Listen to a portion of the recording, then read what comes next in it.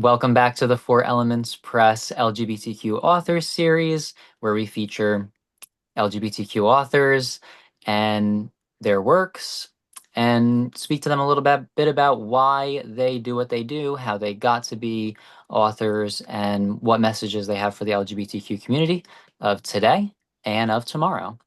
This week we have Rob Gutro. He is a multi-published author with a couple different varieties of works. Some do center around the LGBTQ community. He'll speak a little bit about that. And as a gay author himself, he'll be able to speak a little bit about his experience in writing and then writing as a gay author to the LGBTQ community. Rob, I'll let you introduce yourself. All right. Thank you, Alexander. Nice to be here. Thank you for having me. Um, so I am, by trade, I'm actually a scientist. I'm a meteorologist. And I have this crazy gift that I developed when I was 13 years old. Um, and that is to talk to people who passed away. And in 2005, I realized I could also communicate with pets that passed away. So um, I use my scientific background to explain how the paranormal works, and all of my books are true paranormal. And two of my books, um, one is about, two of my books are LGBTQ themed. One involves my communications with my husband's late partner, and the other one involves my paranormal investigation with the only paranormal investigator drag queen in the US. That's incredible work. And then how many books have you published in total? So I published 12 books, and they're in three different series. So the first series is the one I mentioned first, Pets in the Afterlife. I teach people how pets communicate from the afterlife and what signs to look for from your pets that passed. And the second series is called Ghosts on a Medium's Vacation. Whenever I've gone on vacation, dead people like to talk to me and tell me their stories. So, and then I prove who they are.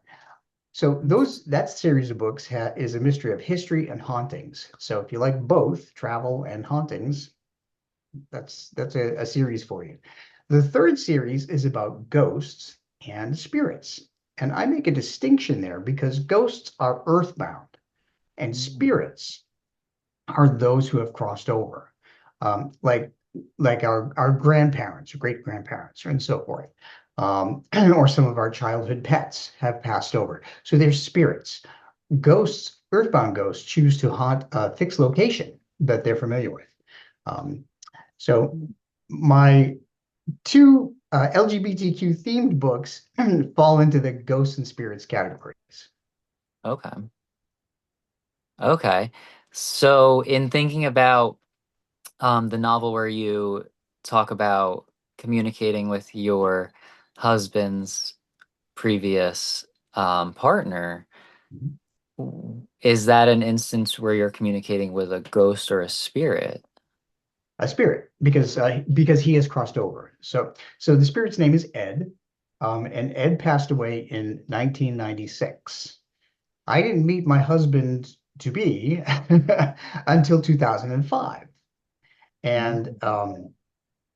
I and you know I have one of those husbands who doesn't talk about his past at all. Uh-huh. Period. So when I met him, his late partner Ed, that I never met in life, came with him.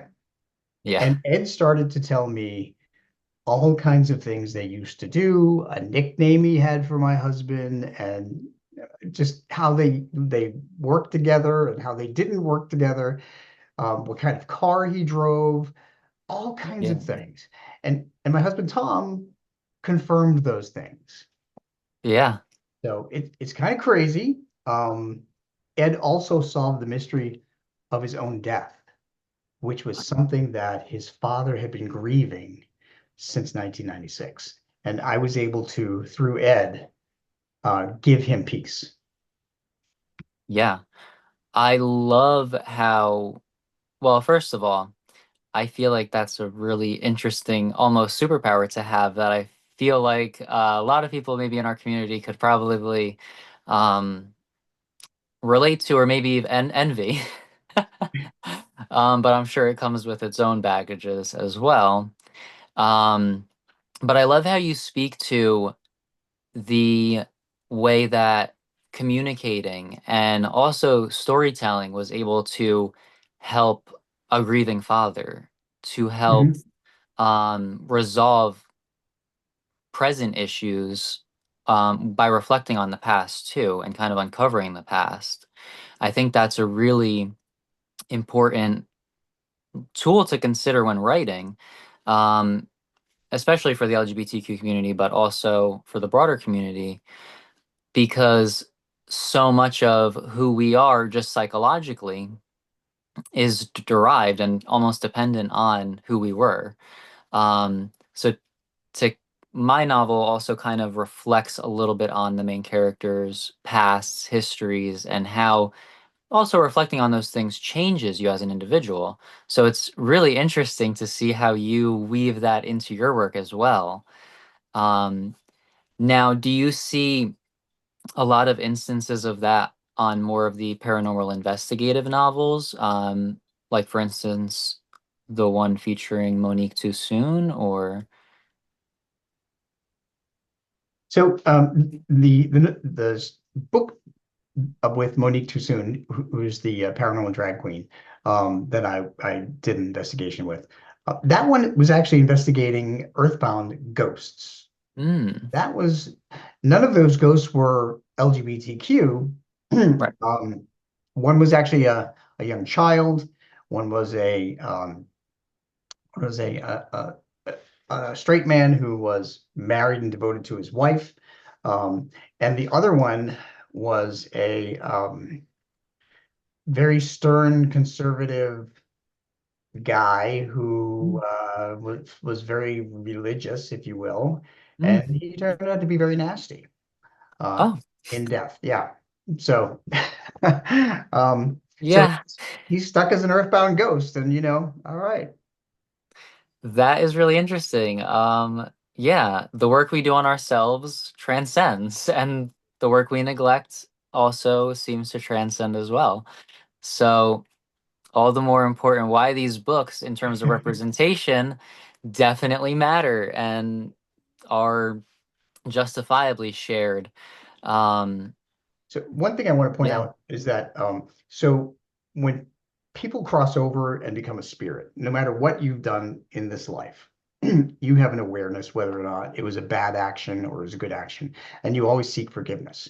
But those who don't cross over, those who decide to haunt a place and as an earthbound ghost, they maintain their awful personalities.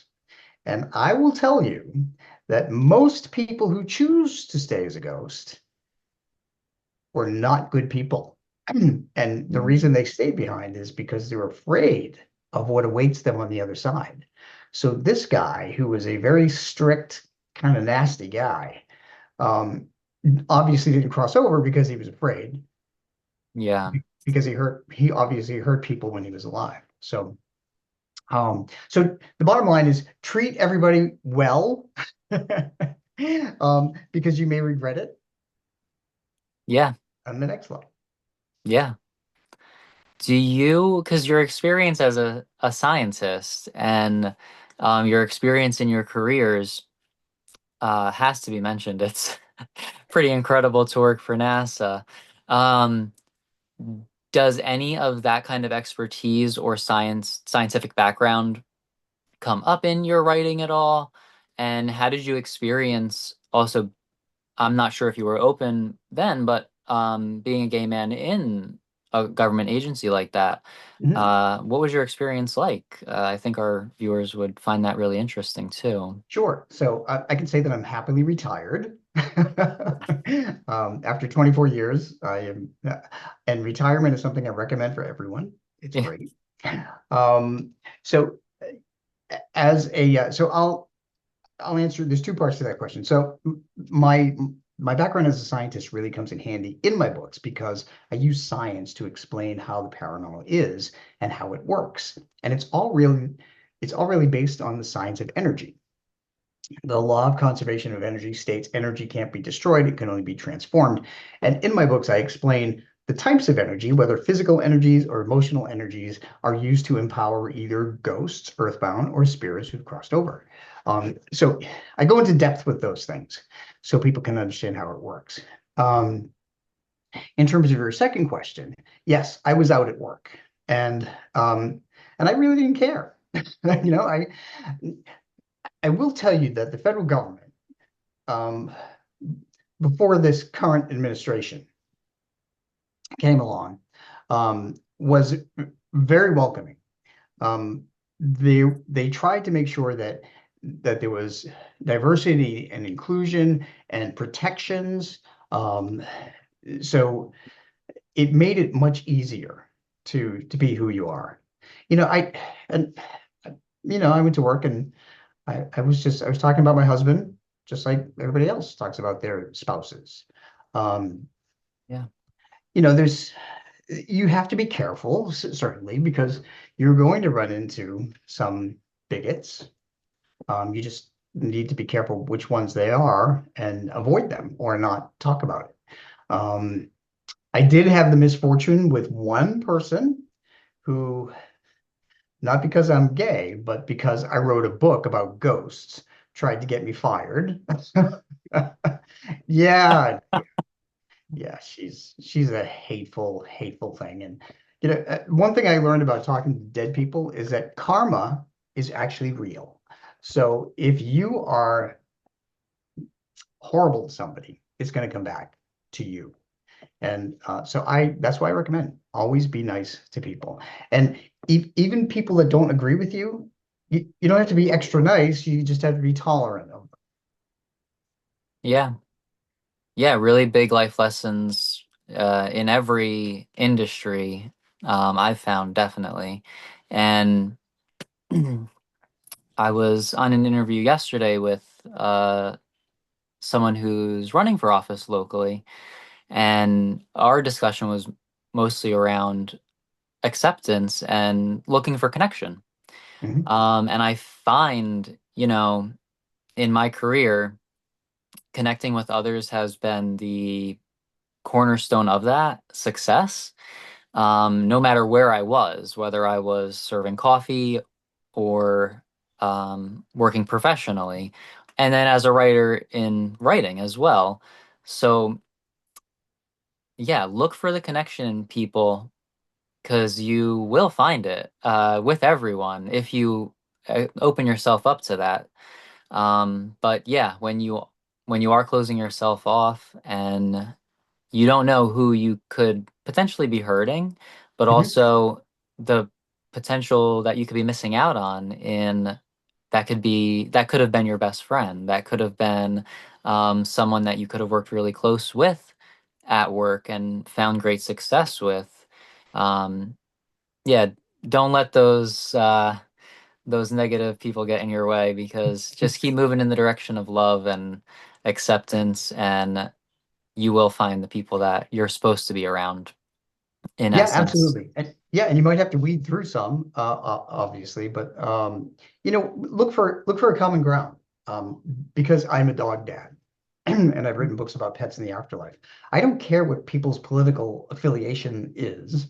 Yeah, I When it comes to pets and communicating with pets, I don't ask people what their political affiliation is. I don't care.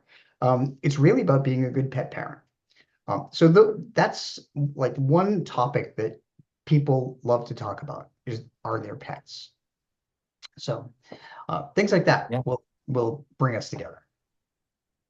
And have you, specifically with your LGBTQ novels, have you gotten any outreach from readers that have from the community that have found your book? I have, yeah, I've received some nice emails from people who have actually read the latest book, the Haunting of Emery Estate with the Monique Toussoun, the drag queen, Yeah, and they loved the book. And just because she's a drag queen, they don't even pay attention to that. It's really about the story. yeah, So, and I have found that more people that get into the story and then just because Monique is a drag queen, it doesn't really matter. They're much more accepting of that. Same thing with with the spirit Ed and Kindred Spirits.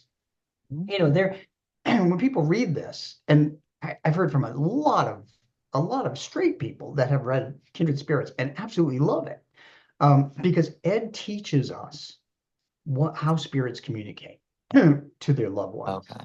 Um, and by the way, Alexander, I want to tell you that Ed has never stopped communicating with me since I published that first book. So Kindred Spirits 2 is almost done.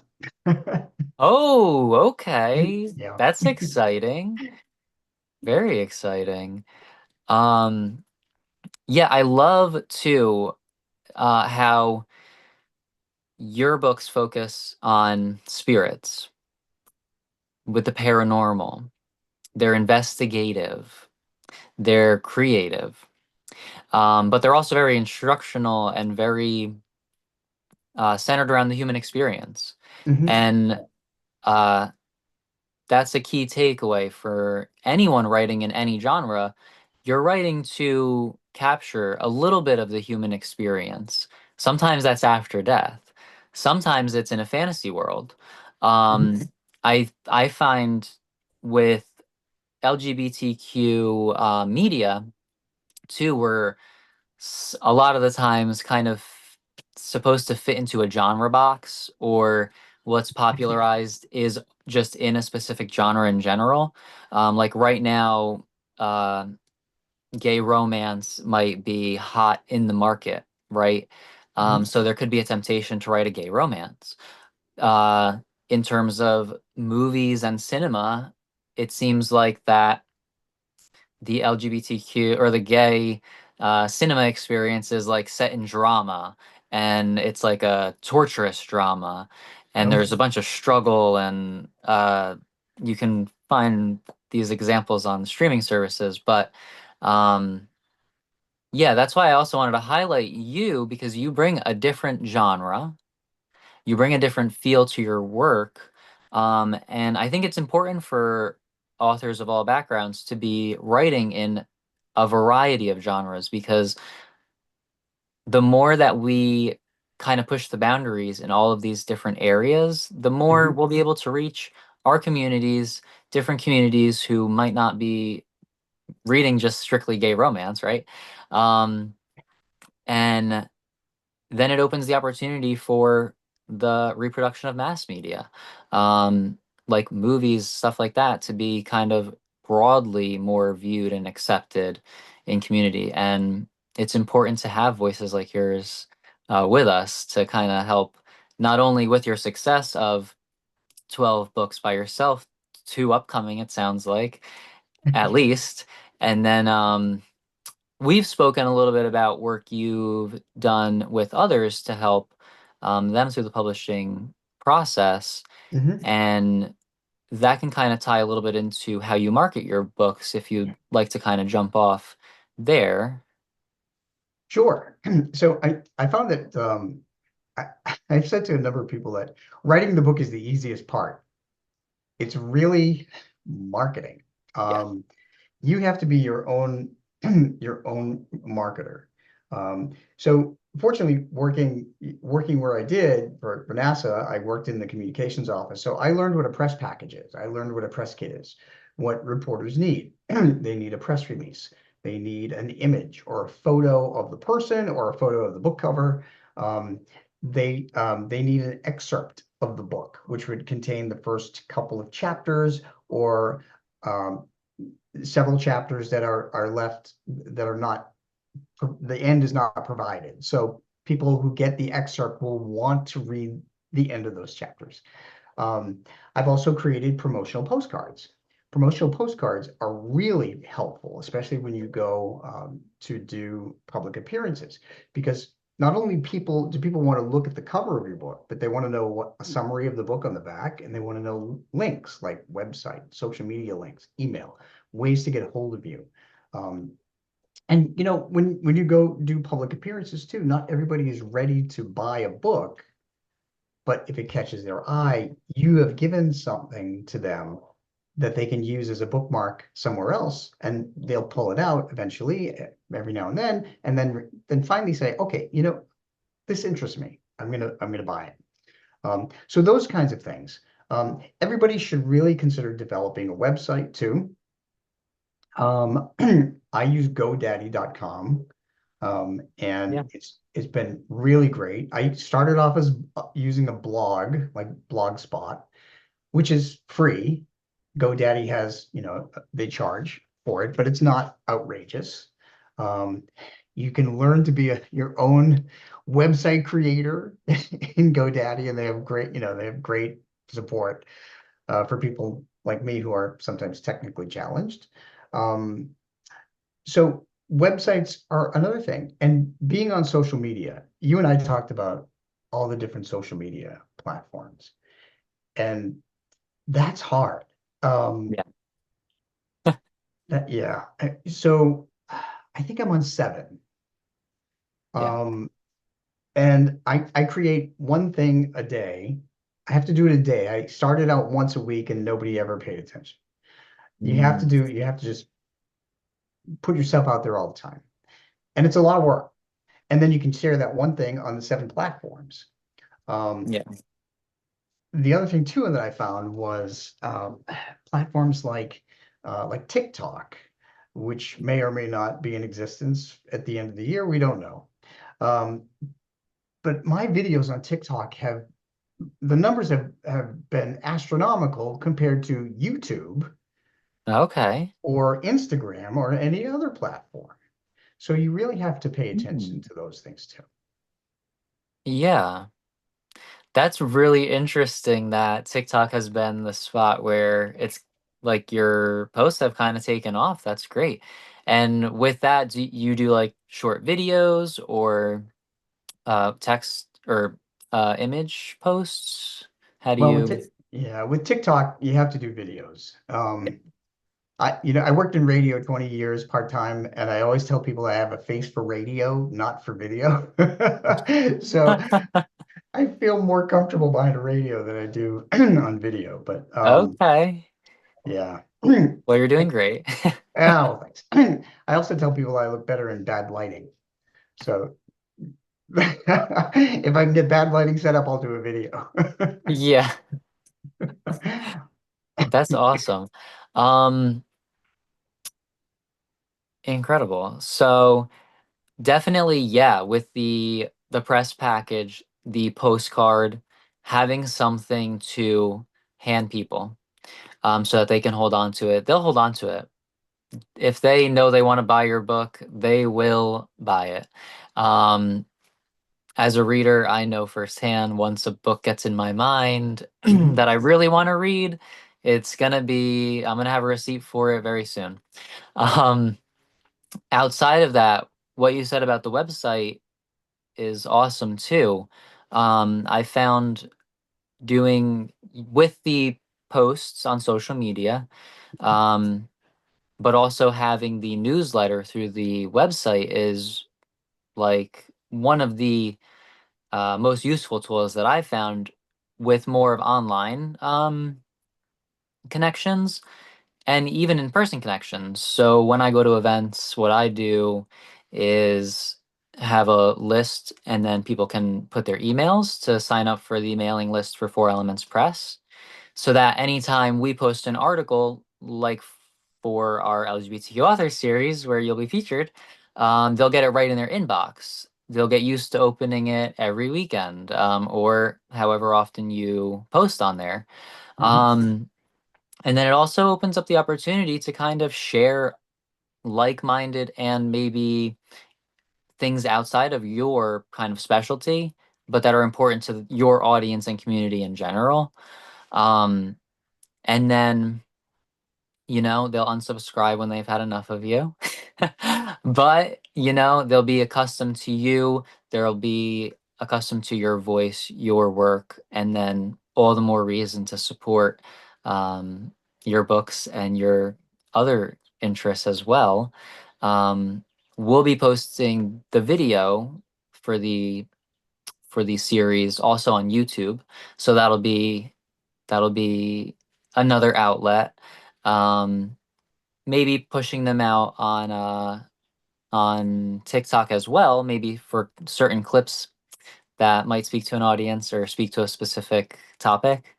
Hmm. Um, and then now I know, so you self-published your first novel a little bit ago. Um, did you have a determination to self-publish? Did you consider working with a traditional publisher? How did that experience go? Because I know that's, we write the book and then that's the next thought. Like, what do I do with it?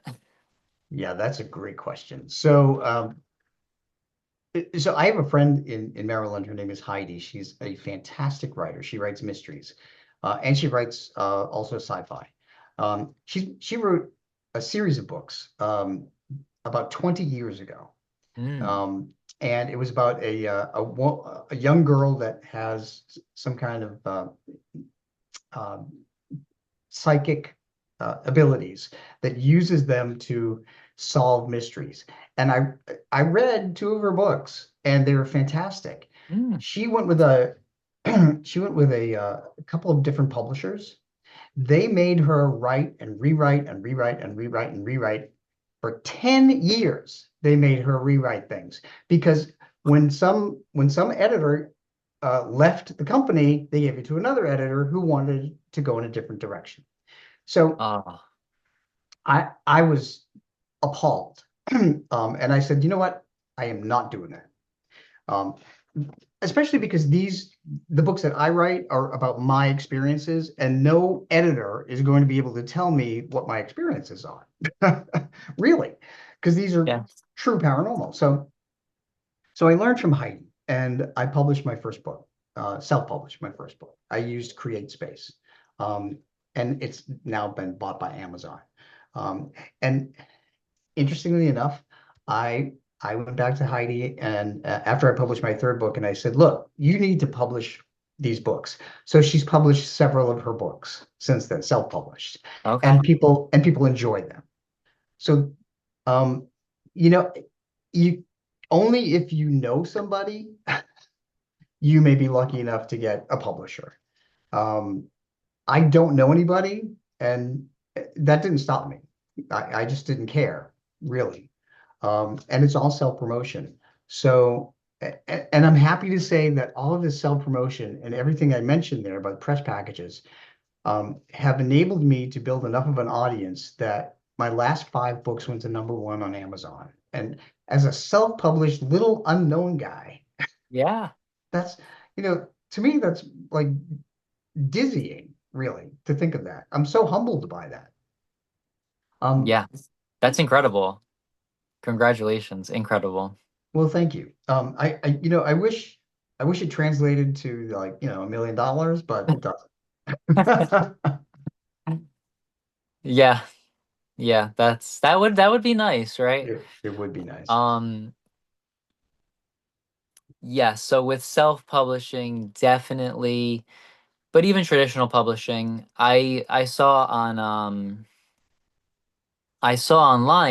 someone who promotes a lot of LGBTQ books, Mhm. um, and they love doing it, but they also were writing their own book. Yeah. And one of the most heartbreaking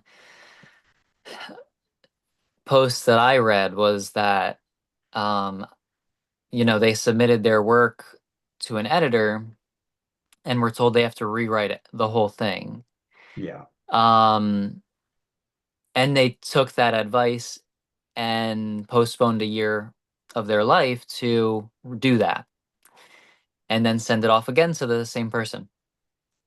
Um, as someone who has, you know, worked through workshops with authors, has helped authors as an editor, Hmm. um, if I were to ever say, you need to rewrite this whole thing, well, I would never. I would say instead, I don't think I'm the right person to maybe help you with this novel. Hmm. Um, because at that point, I feel like it's maybe not an issue with the writer, but maybe an issue with the editor. So traditional publishing, yes, we can see there is a lot of different steps. It takes a lot more time Mhm. with very timely works. Like I consider mine to be pretty timely. I wanted it to get out there. I Mhm. wanted it to speak to a certain need in our community and society that I saw. And I'm glad that you had the confidence enough to take on the work of being the editor, being the publisher, being the marketer. It's not an easy task, but it's the work. If you write to a message and you want to connect with that audience, which, you know, every writer should, if you're writing to an audience, um, don't be afraid to go for it and trust yourself, I would say.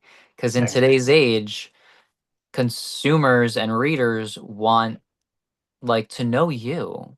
Mhm. We're in a very creator-based society where people want it almost like an individual connection with the people they idolize and or the people that bring them joy and entertainment. And I found social media does offer a great experience for that.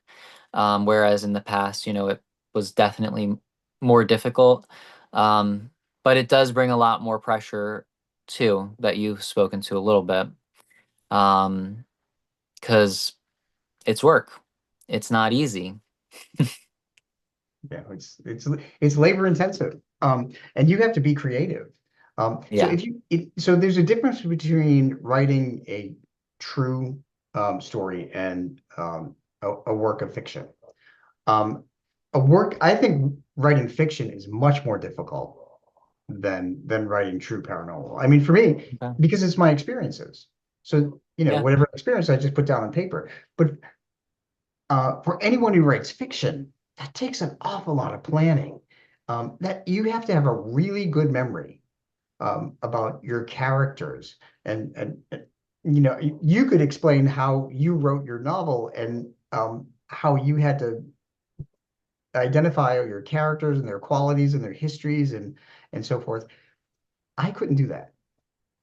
Um, Yeah. takes a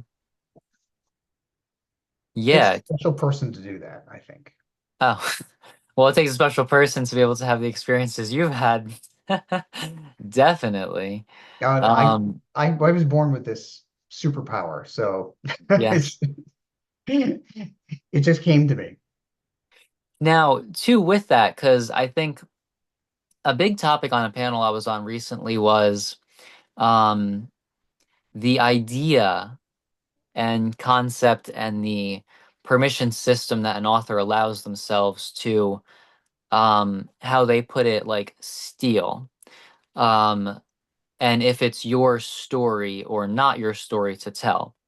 Mhm. So your books portray your experiences. So yes, they're your story, but I guess they would say maybe um the experience of kind of discovering these spirits and ghosts and stories and lives, um, but maybe those stories are not yours to tell. Do you kind of are you conscious of that when you're writing? And on the other side of that, thinking about the past and how we think about maybe family members or people that might inspire characters, um, do you kind of like revisit connections and or kind of discover a little bit more about these people and their stories through the writing process? I actually do some research on the any earthbound ghosts that I encountered because I want to know, I want to prove that they're real people and that Mm, they lived. So you'll find that in quite a number of my books, especially the ghosts on a medium's vacation ones. Um, mm, but to address the other part about that of your question there, um, I when I first published my Pets in the Afterlife one book, there were no other books available on Amazon about how pets communicate from the afterlife. It was 2013 or 2012. Within a year, there were 25 or 30 books mimicking my concept of how pets communicate from the afterlife. And these people, whom I have no idea who they are, uh, they wrote these books. They got big publishers behind them with big money. Those books, Oh. anytime you go on Amazon and you type in pets in the afterlife, their books come up first. Even though my book hit number one, it was the first one out there. It's got science in it, which theirs do not. Um, and has personal experiences, my personal experiences, which theirs do not. So because they were fortunate enough to find a big publisher, and they may or may not have seen mine. I have no idea, but they have gained a very popular book. So yes, people can basically steal your idea or um, take your concept and try to make it their own. Um, so that's something to be aware of. Frankly, to be honest with you, I was really frustrated because Yeah. these were my experiences, and it was blatantly obvious to me that within the year, people had found that book, Yeah. and they thought, oh yeah, I could make a lot of money off of this. So like, all right, well, as I don't care as long as any books bring grieving pet parents some comfort. That's that's why I wrote that series of books. Um, but yeah, so people can steal your concept, and trust That is another level of stealing that. Yes. me. Yeah, yeah. That seems very more yeah, off limits, definitely. Oh my gosh, I'm sorry you had to deal with that. Well, you Um, can't copyright everything. You can't copyright a yeah, concept or a genre. And I had no idea that this would become a genre. I wrote that book because my puppy died. He was killed by a car, and he mhm, taught me how animals communicate from the afterlife. So that was my story. Um, yeah, but the other books that I've looked at and I've read, and I have read some of them, they have no personal experiences in them. And I'm like, okay, well, they're just using stories from other people. Um, yeah, so the thing is no matter what happens with your books, just be proud of what you wrote. I mean, I'm very proud of what I wrote. As and you and keep going, because once I started talking to people about it, that's one thing that touches your heart. People can identify with your characters, with their mission, with their tragedies, with their successes. So keep going. And that I've now published my fourth Pets in the Afterlife book, and people are begging me for another one, which, by the way, I've already written, but I'm putting it off for a couple of years because Ah, I have 8 books in the queue. So oh my gosh, yeah, retirement is busy for you. it's a full-time job. Yeah, Yeah. yeah. And you know that if so, coming from someone who has had a very fruitful career, um, reflecting on myself also who has had a number of different paths, um, but I've always also worked on the writing. And for the last 10 years at plus, you've been working on the writing. And if it is a goal of any of our viewers, to be maybe a full-time writer one day, Mhm. along with all of the struggles and successes and good feelings that it does bring, um, keep working at it. If you keep working at it, just like anything else, and you connect with the right people, you get outside your comfort zone a little bit, it will start to happen, and you'll start moving in the right direction. Um, but of course, writing is the primary. So, and then the lived experiences too. Your books are very full of your lived experiences. My series is started out inspired by lived experiences, even if they're not completely uh, lived by me, the fictionalized, but still, um, you and everything that you learn, you experience is going to bleed into the pages and make these worlds feel more rich, whether they're fantastical or real life, or even in very paranormal and spirit-filled environments, or even if you're trying to escape on vacation and you just can't escape. Yeah. Um, my so I've been fortunate enough to have a lot of support, and I have a younger brother who said to me, and he quoted somebody, "Be positive, determined, and optimistic, and you can do anything." And I've been fortunate. And I will tell you that I have roped my husband into being my editor for the last like it's 5 or 6 books. Um, he says, "Look, if I have to go with you in public, I need to make sure those books are good." That is a, I love that he said that. That's incredible. Yeah, our partners are sometimes our biggest critics, and it makes us all the better for it sometimes. But also our biggest supports too. Yeah. Yeah, Yeah. yeah. You know you're with the right guy that that says, "Look, I love you, but you need to rewrite this part." And and what were you thinking?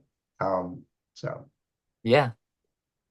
That's awesome. So now with the editing, do you kind of keep it in-house like that between the two of you? Do you use any outside editors?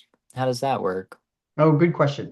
Um, well, it depends on the book. So with the Pets in the Afterlife series, what I do is once I finish the book, I reread it again. I put it down, go to another one. Then I reread it from start to finish, and I edit myself. Um, and then I do it a third time. Mhm. And then I will ask, my husband or a friend to read through it. When it comes to the historic ones, like Ghosts of England on a Medium's Vacation, um, or in Ghosts of Ireland, I contacted a woman who has become a friend of mine, Anne Marie Clark from Across the Pond Vacations. And I said, "Would you like to edit this book for me? Because, you plan travel for people in England and Ireland." And she said, yes. And she did. She was fantastic. And, Yeah. and my husband did both too, because he was on both trips with me. So don't be afraid to ask somebody to edit your book, especially someone who is who understands the topic. Yeah. Yeah. And that is a big consideration too, for authors, but also for editors. On the author side, if you're looking for an editor and maybe you don't have that support, or maybe you don't feel confident in your ability to kind of step outside your work and find those mistakes or inconsistencies, finding someone who is knowledgeable on the topic is one of the things we as a press recommend, and would try to find experts for authors in specific genres, um, to have them edited by people who are knowledgeable of the genre. Um, Also recommend it for authors who are, if you're looking to write a YA fantasy, you should be reading a wide breadth of YA fantasies so that you can know what the audience is looking to expect. You've kind of been able to garner your own audience, and it seems like they are returning for multiple books. So you kind of dictate kind of what to expect. Uh, but even I'm sure you, with the other books that you read, you kind of reflect on those and have a little bit of like storytelling structure um in your books that make it maybe not seem so kind of like reporting type. Yeah, it's definitely not reporting. So Yeah. yeah, so that's a great point. So when I was part of the Inspired Ghost Tracking group, it was my job to write all of the reports about the investigation. So it was easy for me to take those reports and turn them into a story. Like when we came to a property, we decided to walk around the house to see what our feelings were and so forth. Instead of matter of fact stuff, because it's so much it's more you have to get the reader involved in it and get them to visualize exactly what's happening. So that was one part that I thought was really important. Um, One thing that you mentioned earlier was about my helping other people with their books, Yeah, and I wanted to just touch on that for a second. So, my friend Josie Naclerio, she is a romance thriller writer.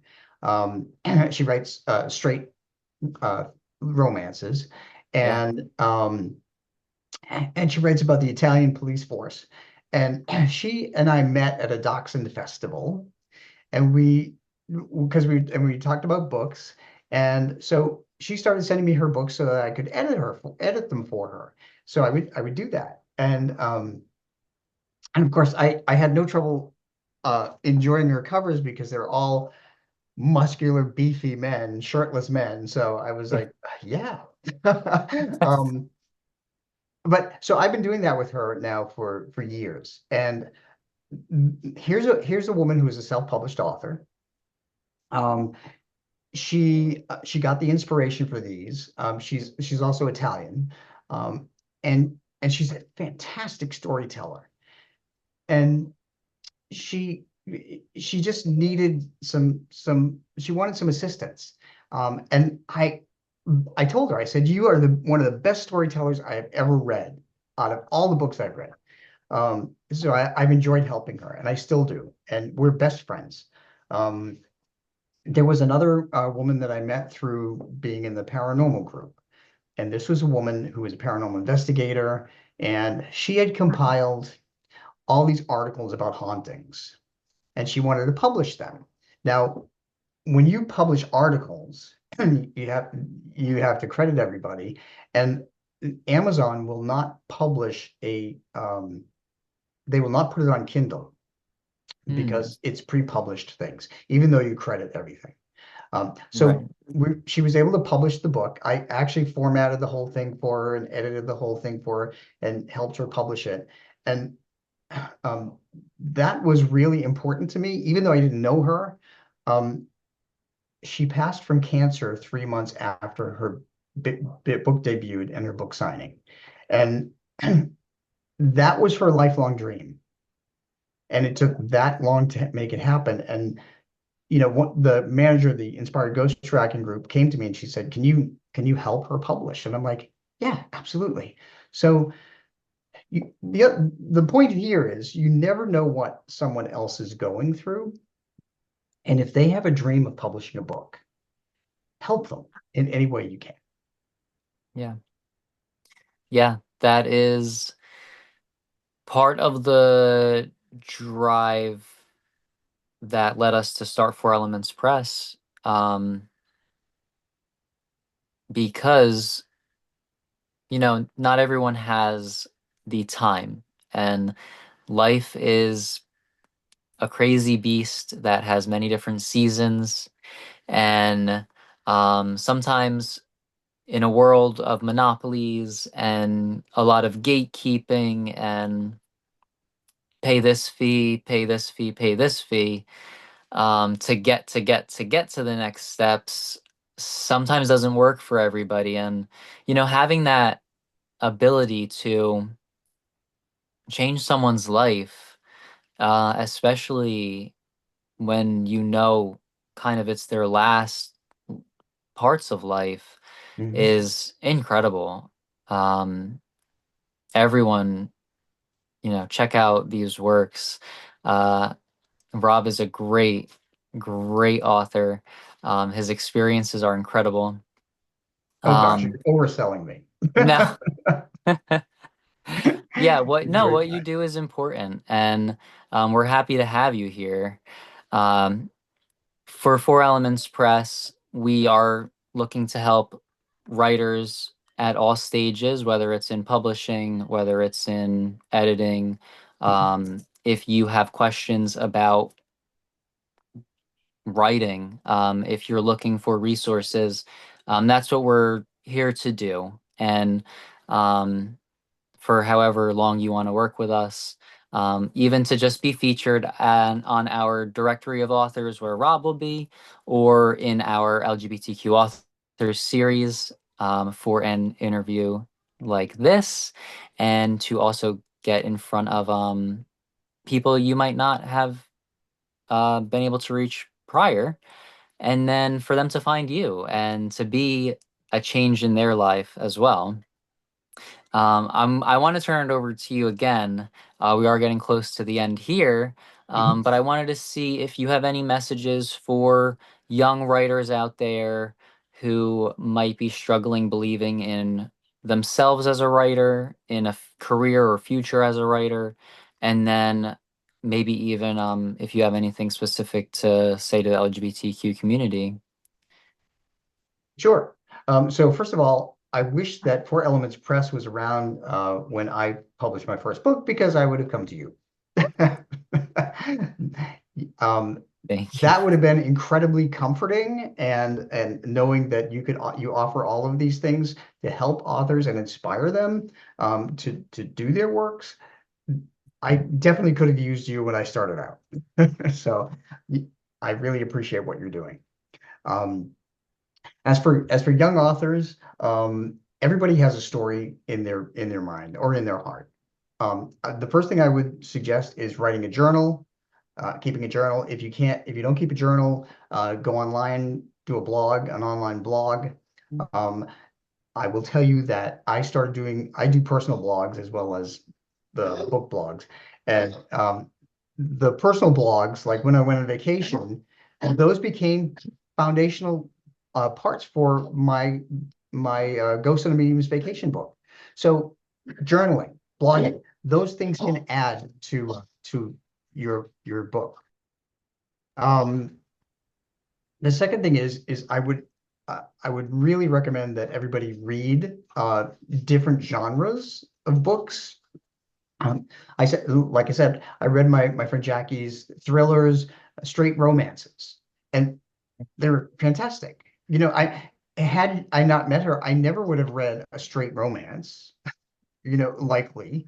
Um, and and I read all kinds of things. And that's really important because it gives you different aspects of how to tell different stories. The other thing is find somebody that will stand by you and encourage you. Even if you write a short story first, try that. Um, like I said, we all have a story, and your story is worth telling. Yeah. I love the little shout out to the short story too, because that was foundational for me as a writer, and even just thinking about how do I be a storyteller. The short story format teaches you, forces you almost to kind of be conscious of the storytelling structure and the storytelling process, and then in reading it, because they're much shorter and the stakes should be a lot more clear. Um, to kind of go back and read those to make sure, the stakes are building, it's becoming more and more intense. You want to keep reading, keep reading, keep reading. Um, to learn those fundamentals is invaluable. So thank you for touching on that as well. Um, now I know, I don't know. Did you want to touch on a little bit about your upcoming work with Monique too soon?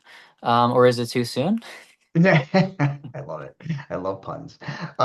Sure. So Monique Too Soon, the only paranormal drag queen, and I just published a book, Haunting of Emery Estate, based on an investigation we did last summer. That was crazy. So when we did a book signing at a local haunted, what was a former library, now haunted. We had a public investigation, and we went through there and we ran into other ghosts. So this has become the next book. And Mhm. um, I, I'm already probably two-thirds of the way through it. That's going to come out next January. Yeah, incredible. And we're going to be looking to have Monique too soon on here for the LGBTQ author series. and maybe even have you back to maybe even talk about the co-writing experience. If we could have you both, that would be incredible. Um, and then I will post your website links with the article and with the video. Did you want to just let everyone know where they can find you, under what name, and then aside from Four Elements Press, where you'll be featured? Yes. So they can find me at robgutro.com, Gutro, or petspirits.com because people can't remember my last name sometimes. So it makes it very easy. And that's another thing too, is that make sure your website is short and memorable. Um, and then if they go to my website, they can also put my name in Amazon. And then my website has all the social media links. So. Incredible. Thank you so much, Rob, for sharing your experiences with us. Everyone watching, check out the LGBTQ authors series. Check out fourelementspress.com, where we'll have Rob featured, and along with our other works and articles. Thank you so much for watching, and have a great day. Take care.